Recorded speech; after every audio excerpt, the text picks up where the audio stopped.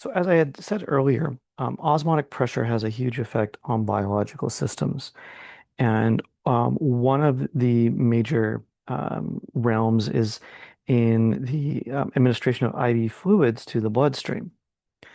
You can't just inject pure water.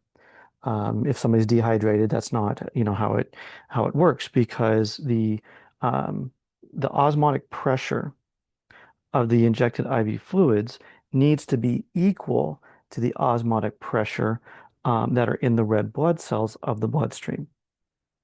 Because the cell membrane is semi-permeable and it lets water in and out of those red blood cells. So kind of think about it. What would happen is if you had too much water running into a blood cell or running out of it, there could be some really bad things that happen. And so that's why it's important that IV fluids are isotonic. And then osmotic pressure is about 7.7 atmospheres, so somewhere around there. And so let's say what happens if there's a more water outside of the red blood cell than inside, then that creates what's known as a hypotonic solution.